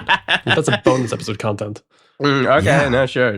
Top Patreon tier is just jerk off instructions. Don't put that out into the universe. You've all been very bad unless you subscribe to the Patreon. If we put it out in the universe, someone will pay it. People always pay. There's always someone who pays the highest Patreon tier. So if we do this, it will become reality. We can't even do it as a joke. We need to stay firm. Because the worst part is that getting jerk off instructions from a Swedish woman is it's just a bunch of pictures of the thing assembled in different states, and you have to kind of put it together yourself. Never do it by yourself. Always have a friend. Yeah, I was about to say in the beginning, you always call a friend. But the thing that I find really funny about this like virtual reality brothel, right, is the fact that like for some reason they've programmed it so that if someone opens the door, other people can see what you're jacking it to, which is like real rude.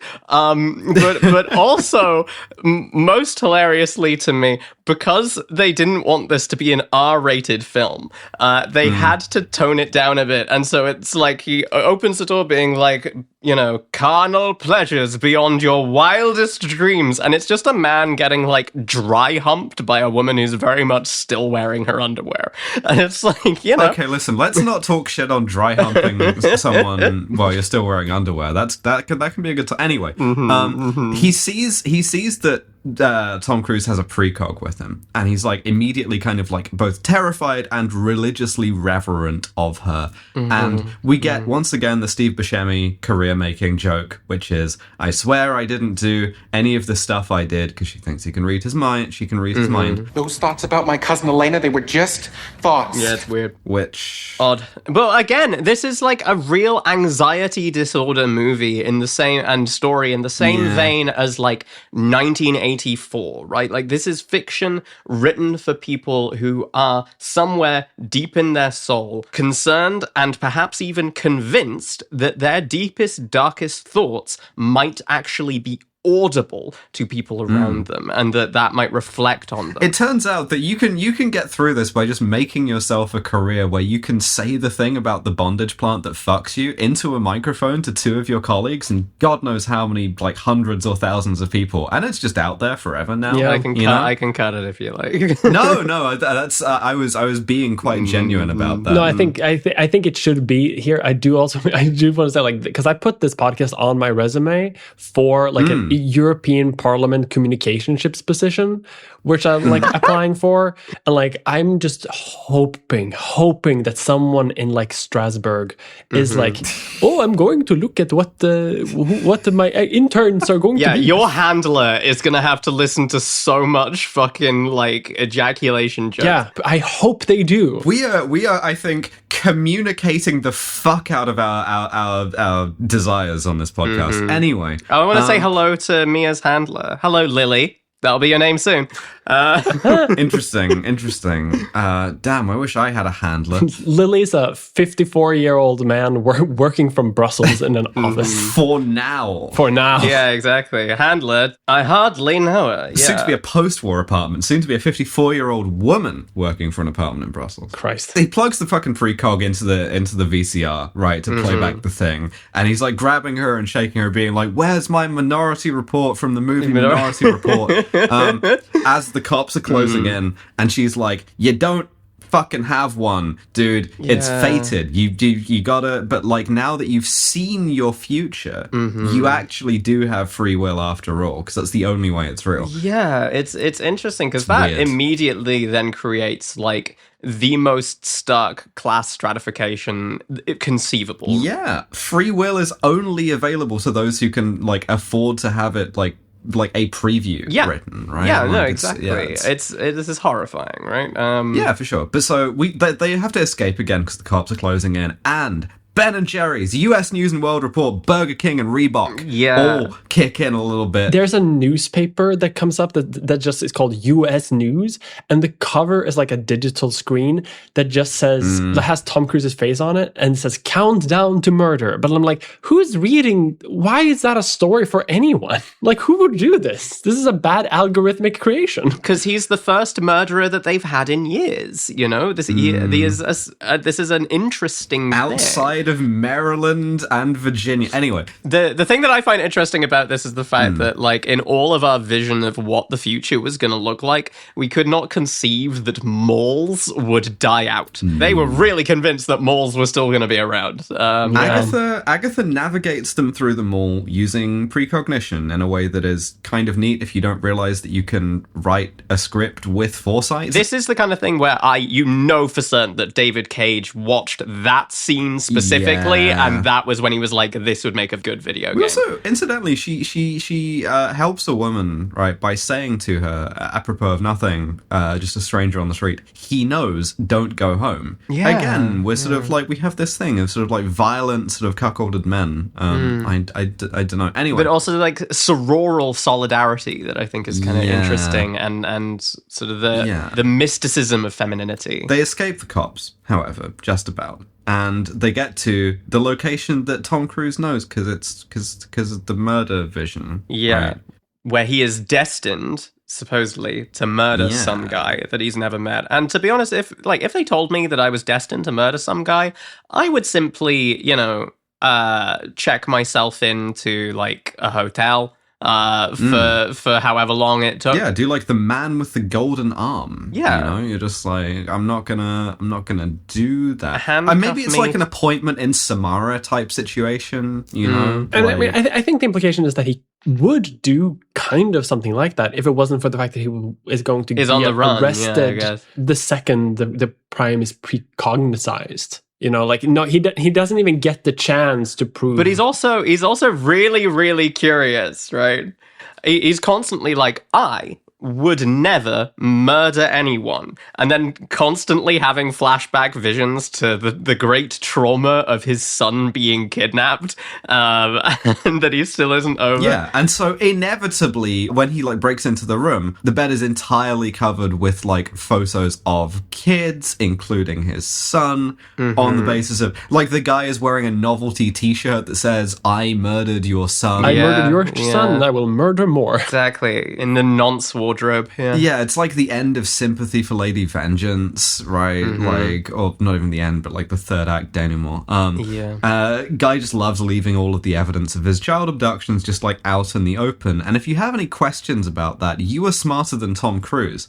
Also, I will say this as a critique of him as an actor, rather than as an alleged slave owner, is that he is too handsome to sell grief convincingly.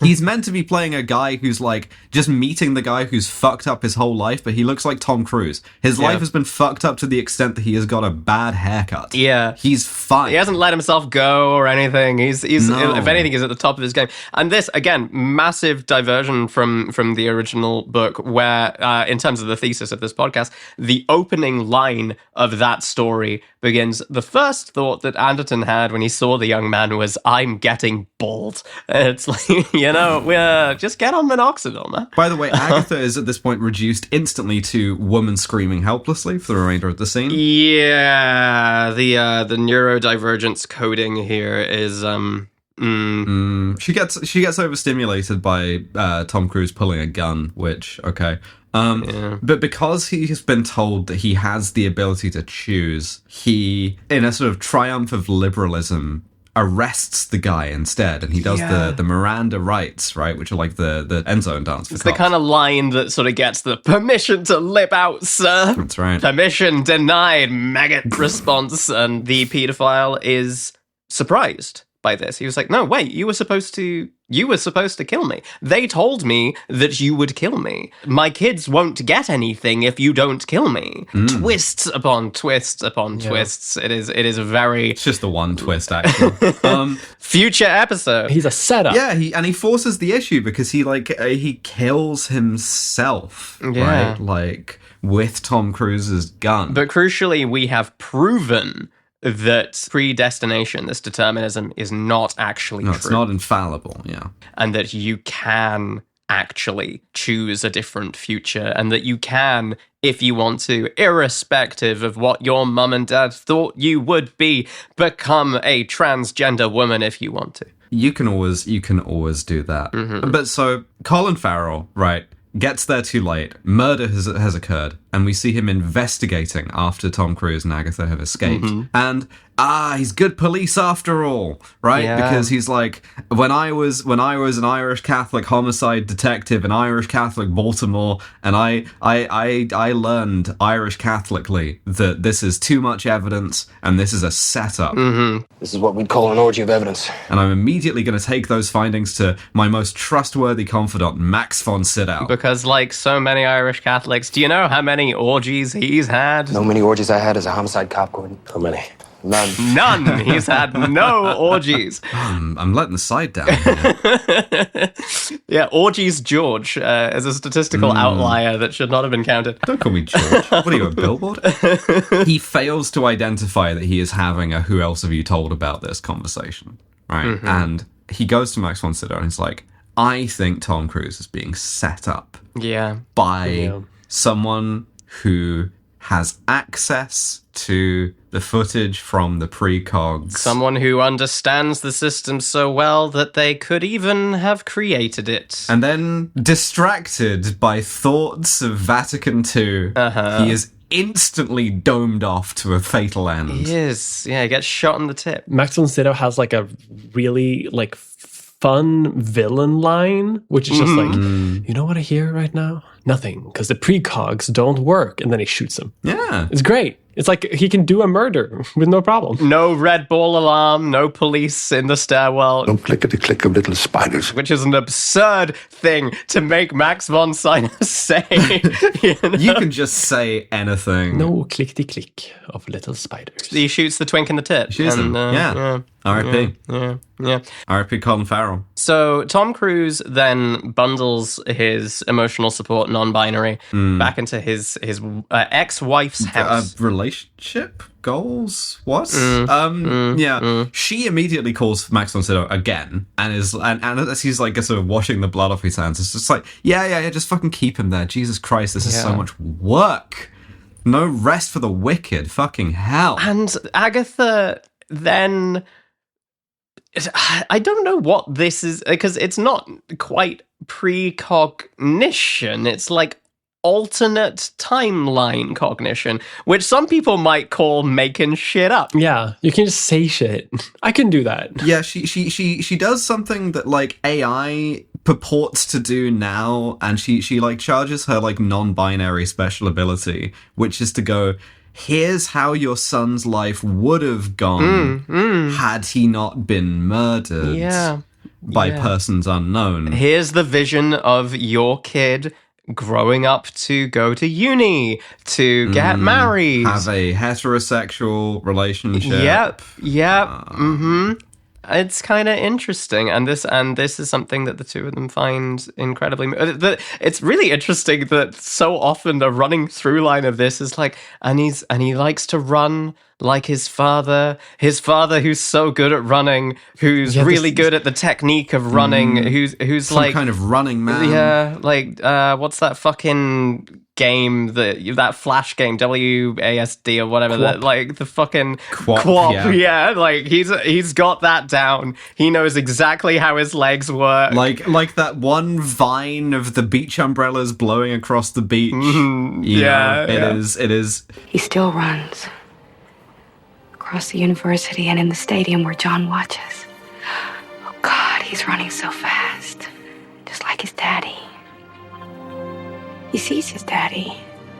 He wants to run to him. Also, incidentally, the whole time they're there, the gauze is so thick over the lens, you can actually see it. It's crazy. Steven Spielberg said, what will the future have? And the future will have diffusion filters on it. Ooh, you will, like, highlights will be blown out. There will be no such thing as a black point in the histogram. Yeah. 2002, they've only just figured out how to do this type of stuff. He like bonds with his ex-wife a bit. He's like, remember how I used to read Tom Sawyer to you and Sean? And she's like, yeah, it was weird that you fully just said the word, but you know.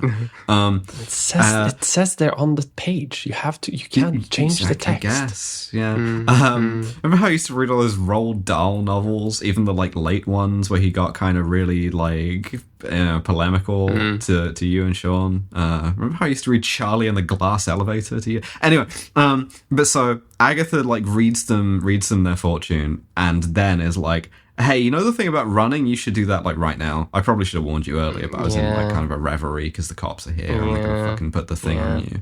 Yeah, and they do, and it's horrifying. Yeah, he gets arrested. They fuck up Tom Cruise's hair even more. They shave him. Yeah, they shave him. They shave the Tom, and it looks ridiculous. He looks ridiculous when he's in the hell pod. Yeah, bald with the halo. He looks like a monk. This is what dysphoria tells me I look like. Holy shit, it's disgusting. So they put him in the tube, right? While the guy plays the organ for him. The chaser gets his non-binary milk jacuzzi occupier back, and he's like cradling her and injecting her with drugs and saying things like, that's it, that's my girl, I was worried about you, I missed you so much, I have had this dream also. And you said that there's a Patreon where you can have this experience, and where is that link again? Fucking, if you subscribe to the Patreon, I will read those lines in earnest rather than in the sort of like describing the thing tone.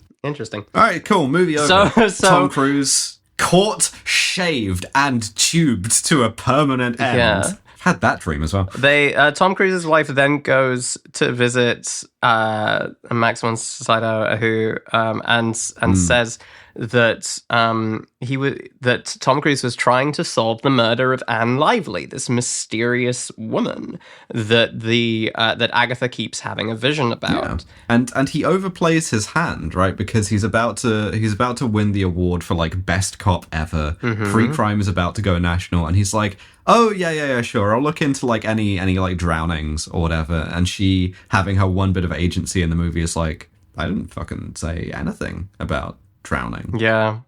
Huh. And then, knowing that she is a loose end, he refuses or is unable to be like, well, the precogs work again, so he can't just murder her. He doesn't say, come with me. He doesn't say stay by my side for a bit. Come with me to Virginia for like just a hot second. Yeah, do you want to like just step outside to the edge of the city, edge of the District of Columbia? But maybe? Hold on. Now I'm just realizing, how are they gonna take it do they have like precog antennas that they have to distribute all across Washington, D.C.? Because if it's in the metaphysical reality between human beings, don't the precogs like get the divisions outside of Washington, D.C.? But because of the law, they just have to ignore them. Gonna start making more precogs. Shutting down the vision because it's non-pertinent, like season 1 of The Wire.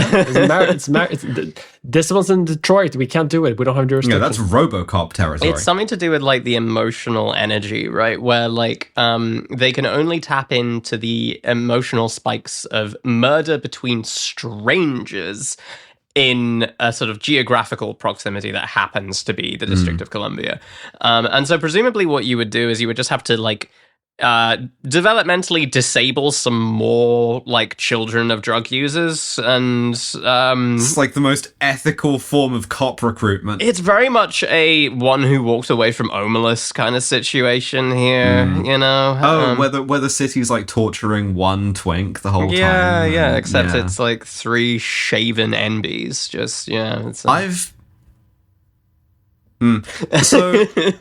So she realizes what's going on, and she breaks her husband out of prison using his eyes to get into the prison and threaten the guy with a gun. Points a gun to the back of Gideon's head and says, "If you play Jizu Joy of Man's Desiring one more fucking time, I will pull this trigger." At which point, we also have to give Max von Sydow a murder weapon, because he wins the award for best cop ever, and they're like, here's this gun, the Chekhov's gun that you've been awarded. The Chekhov award for best cop. We got you a Derringer because of like the Civil War or some shit. Cunty little gun, just so tiny. And Tom Cruise gives him a smidge of the Jason Bourne. He's like, "You look lovely today, Pam." Calling him on the phone, being like, "Damn, you scratch your nose like a murderer." To shock him that he actually got out of the tube, and he says, "Congrats, you created a world without murder." I just wanted to congratulate you. You did it. You created a world without murder. Sir, everyone wants your name on a hat. Can you sign these for us?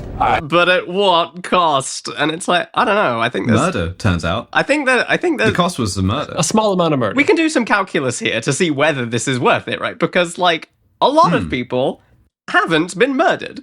I mean, like even today, like they do that kind of shit. Like there is an amount of people who get false in prison now for murder, and like if that amount is more than what the precogs do, that precogs like jailing some people who might not have actually committed the murder, like it's statistically least amount of harm, But this is doubters horror, right? Like this is an interesting kind of like moralistic versus utilitarian philosophical argument that we're setting up that we absolutely do not resolve, right? Because this is a movie that's interested in like asking the questions as unsubtly as possible and then realizing it's been on for 2.5 hours and getting the fuck out of here.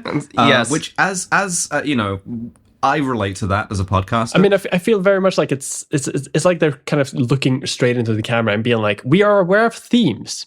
Tom Cruise. Shout out to themes. Tom Cruise has gone full like early noughties emo boy mode. Like he's got like the hoodie up and sort of just aura farming in the rain. He's got to cover the bald. Yeah, exactly. Because he has gender dysphoria. He's boy moding and born moding and bald moding. And we reveal the method of murder here that is some of the most sort of like convoluted like sleight of hand shit. So the way this works is it only works because after the pre-crime guys rescue you from murder, they just fucking leave. They're like, we're not hanging around, bye, goodbye forever. And so he hired a hitman to kill Anne Lively, who is Agatha's mum, right, in a very, very specific way. And then when that murderer got busted, he then killed her in the same way so that the vision of it seemed like an echo, which is something we previously established can happen, and it would be deleted. The tech engineers would just sort of be like, no, we've already had that one. Skip this, like, David Attenborough voice, skip this one. And so to give you a sense of how lackadaisically this gets through the kind of philosophical confrontation here, right? They're on a rooftop, inevitably. fucking Max von Sydow has a gun, and Tom Cruise goes, trolley problem? And Max von Sydow goes, yeah, trolley problem. Yeah, and then he as near as Dammit says, what are you gonna do? Shoot me. To a man with a gun, and it's like, yeah, probably. So, what are you gonna do now? Kill me? Yeah, because we see the precogs getting the vision of him murdering Tom Cruise in The Crime of Passion, and he tells him, no, you actually do have a choice because you've seen it. The moral philosophical conundrum here that he puts before Max is that you have two choices. You can either transition your damn gender. Or become a priest. Yeah, it's one of the two. No, you can either kill Tom Cruise, which will prove that pre-crime works, but you will go to prison for it. Or you can choose to not kill Tom Cruise, and the pre-crime unit will be shut down, but you will also go to prison for the murder that you committed. So it's not really much of a choice, because it's like, in both circumstances, he's going to go to prison. Do you want your legacy to be murder and the thing you did works, or murder and it doesn't? But so this sort of appeal to conscience sort of works, right? Because we hear a gunshot, and Max von Sydow has killed himself, which I guess metaphysically doesn't do shit, right? Because the precogs don't give a fuck about that. Yeah, like there's no, the emotional soul fabric of the universe being torn apart by a murder is apparently rendered completely intact and barely even tugged by a suicide. Which is that's. I wonder what this says a lot about, like, the religion of this world, like religion within this world, where murder is like objectively kind of a thing that resonates. But suicide is not.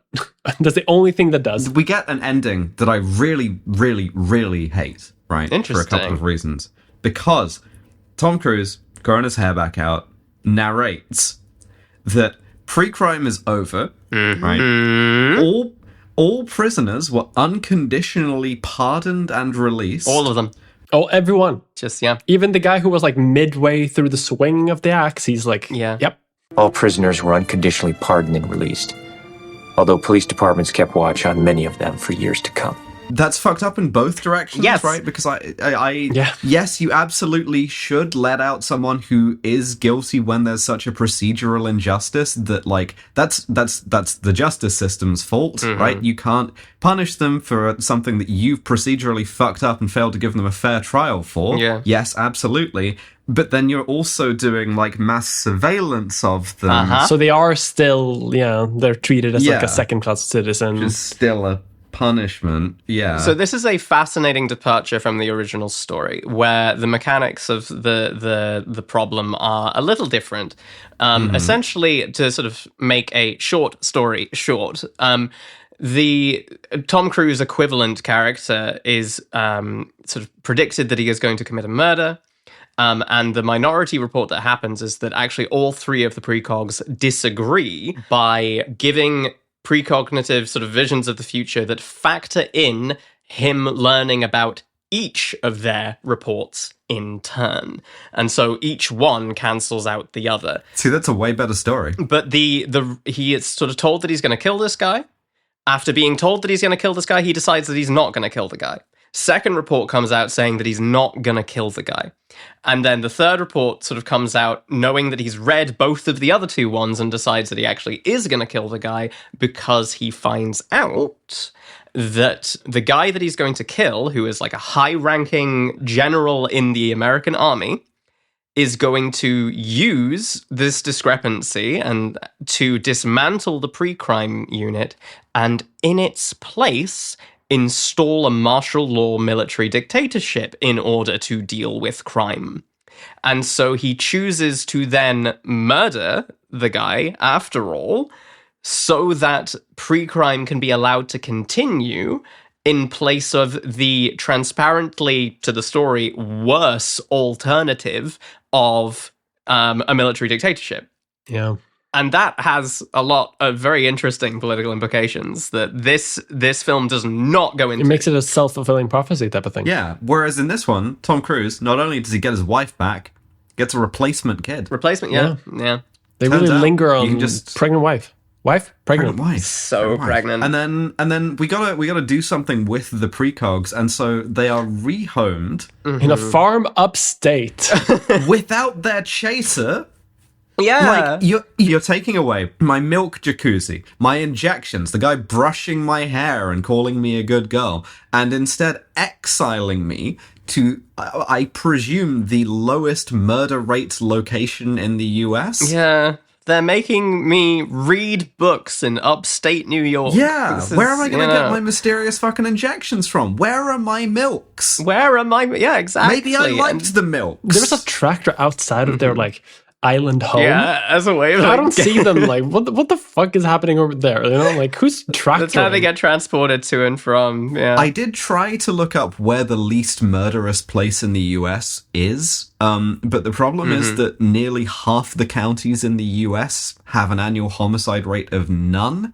So you can kind of take your pick. You have to go up a level. It's because they all already have pre-crime. Most consistent in this is like New Hampshire. Yeah. So in the screenplay, which I have also read, as distinct from the original short story, the farm upstate that they get sent to is actually an island in the middle of the Atlantic Ocean, far enough away from other human beings that they are no longer like assailed by these intrusive visions of people getting murdered all the time. That's way worse. Give me the milks. But again, it's like, you know, it's still fundamentally taking three people and just being like, you have no autonomy over the direction of your life. This is, you know, we have moved you from the milk jacuzzi to an island in the middle of the ocean. With no milk. Here are some magazines that are like, and you can tell that they're good because it's like real, actual books rather than spooky, futuristic ebooks. Yeah. You know? It's like you take me away from the creepy guy who loves me and who milks me and who like does all of the stuff for me, and instead you give me the fucking Penguin Books Great Thinkers box set and set me down on fucking Rockall. I would have my first precognitive vision landing there would be me using the gun that gives me facial feminization surgery instantly on myself. Yeah. The other thing is that like Agatha is looking sort of nostalgically at the printed off sort of futuristic glass Polaroid equivalent of her mum being murdered, and it's like, can we not get her a photo of when her mum was happy? Like, is there not another photograph of her mum out there somewhere? Is this the only one that we have that she can be like, my lovely mum, seeing the light go out from her eyes? Bizarre. It's absolutely hitting the structure of the joke of like, I'd like to die like my grandfather, smiling and, you know, peacefully in his sleep, not screaming and terrified by his passengers. Yeah. Exactly. What's that line? Like, you want to exit the world the same way you came into it? Screaming and covered in vaginal fluid? Screaming in my milk jacuzzi. I had a milk birth. Jacuzzi now sounds like a Japanese like city pop album that you would get on vinyl on eBay. Yeah. Like, the hit new pop single Milk Jacuzzi is about to take the world by storm. Yeah. I'm spelling that J'accuse like the fucking Emile Zola news article. But as we gently bob in this milk jacuzzi of film criticism, we have to ask, in the sensory deprivation milk tank, is John Anderton meaningfully transgender in any way? Well, see, I think there are two detectives in this. There's Tom Cruise and there's Colin Farrell. And Colin Farrell is wearing the suspenders. He is wearing the braces. So transgender immediately. Within you are two detectives. Both of them are transgender. I think maybe the closest straw I can grasp at here is that he does decide to like kind of take his destiny in his own hands. Yeah. That's to me is sort of the thematic overlap here. And if you do, then the whole of society will be like, not only are you wrong, but you are criminally wrong because we have a kind of life plan for you that you are supposed to follow, and you're not doing it, and we know better than you what you're gonna do and what you should do. Yeah. But it's pretty fucking tenuous, though.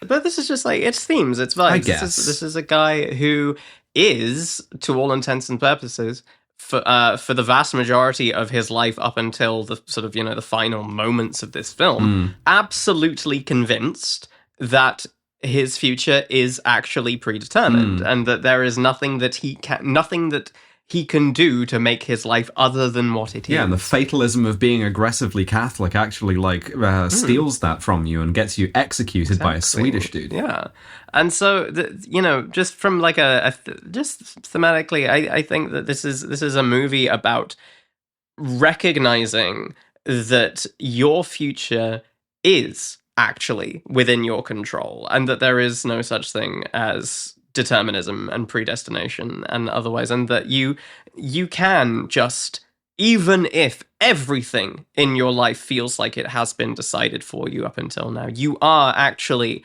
dear listener, the mistress of your own destiny. And that you can seize the reins of your one and only life back from what this society tells you is the course that you are locked onto, which is a much, but strangely, and from that perspective, more optimistic view of the world than the original short story, which concludes that determinism actually is true, because he does kill the guy. It's appointment at Samara, right? Like it's trying to do that thing of like, oh, you try and sort of like kick against the pricks on this thing, and no, actually, the plan was beyond your comprehension. Yeah, it's like self-fulfilling prophecy kind of thing. But we must ask: does, Googling here, John Anderton, like from The Matrix, does he protect?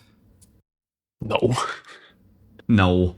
I wouldn't say so. I mean, no. It does. I mean, does pre-crime? I mean, like, nah, no. Because like if he could have done this, then any of them could have done this, and like intentionally in the vision of the movie, this whole thing was flawed, which is why they had to let all those dudes out. Right, so you don't know.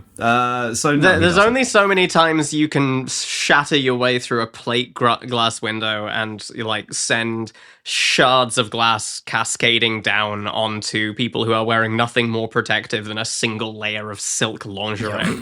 That before you are actually fully endangering other people. But I guess the precogs don't notice that kind of manslaughter. Yeah, manslaughter does not trigger the fabric, the metaphysical fabric. Yeah. The cops kicking my door in because I was about to start typing, oh, you hate the police? Well, let's see how you like it when you, and then, and then I get arrested. Real dark question. How do the precogs sort of handle the idea of kidnapping someone and then like starving them over a period of months until they eventually die? I guess that is fine. I guess that's normal. Yeah. Criminologically, we would call this, right, the dark figure of crime, right? Like, because crime in its nature is like a covert thing, or a covert thing, if you prefer a slightly older pronunciation of that word. And so every bureaucratic knowledge of crime is necessarily an underestimate, right? We only know of one uncaught murderer, which is Max von Sydow, because he has one way of beating the odds, but there could be infinity more, right? The true murder rate of DC under pre-crime could be fucking tons, right? You have to start with, at a minimum, the missing persons rate and subtract some of that, and then so like no one knows, right? I don't think he protects. I don't think he protects insofar as like definitionally, like the fact that you could take this information and no one thought to test whether or not you can actually exhibit a degree of autonomy if you were informed about what you were going to do is interesting. So no, he doesn't protect, and you know what? He doesn't serve either. He doesn't serve at all. He looks like he looks like ass. He's He's got a leather jacket, which fucking okay. To be fair, I think we might be able to blame a lot of him not serving in this on the 2002-ness of it, because there have been other films where Tom Cruise is capable of serving. He just absolutely doesn't do it in this movie. Yeah. Does anyone serve in It's Colin Farrell. Colin Farrell serves in this. Yeah, but barely. I mean, this is like weak Colin Farrell. Yeah. I have to say, like, do I have to say this? I don't know whether I have to say this at all. I'm going to say it to you, but I'm not going to include it. You don't have to say anything, but it may harm your defense if you do not mention one question. But I don't know. The milk jacuzzi suits. I don't know. There's a certain vibe there. There's something there for sure. Yeah. Oh, yeah, who doesn't want to be in the milk jacuzzi? Obviously, the three of us, we are going to build a milk jacuzzi for ourselves. We're going to be doing this. Yeah. With your Patreon money. Thank you very much. Gonna drink some Baileys and unwind. I have an alternative theory then, because we are coming up short a little bit. How about the Grungler? Ooh, he definitely... Well, yeah. The guy taking...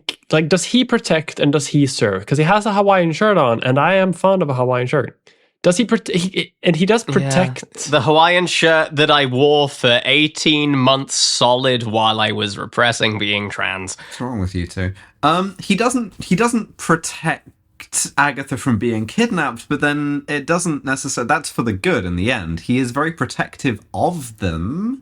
He is very protective of one. He has, imprinted. Oh, you'd hate to be in a kind of like secondary partner role for this guy, where he's like, he's fucking brushing her teeth again. I see how it is. Yeah, sitting in the cuck lifeguard chair. Just real high, like. This whole side of the milk jacuzzi is not getting anything off of him. A hair brushing the ceiling, just whistling every now and again, being like, no running, no splashing. I think he protects, and you know what? I'm even willing to say that he serves as well. Yeah, he's so baby girl. He appears, and I just like immediately was like, hey, all of us, I recognize you. All of us want to be in the milk jacuzzi, and that's fine, I think.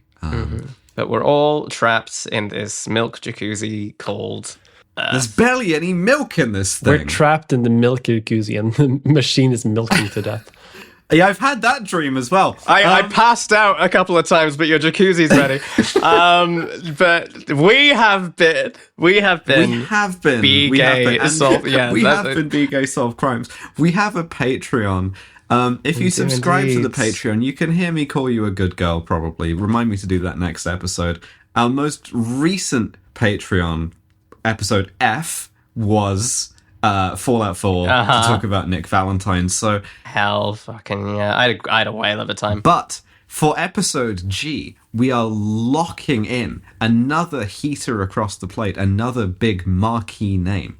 We are going to be watching Blade Runner. Hell fucking yeah, we're going from Minority Report straight into Blade Runner. This is back-to-back, tip-to-tip Philip K. Dick. Woof. This is an incredible film. I am very much looking forward to talking about it with you all. It does mean I'm going to have to read the entirety of Do Androids Dream of Electric Sheep as well, but... Oh, that's fine. I'm going to watch all of the different versions and see what the differences are. So, Okay, but it would be quite funny if each of the three of us watched, a different version. No, it wouldn't. Thank you so much for listening.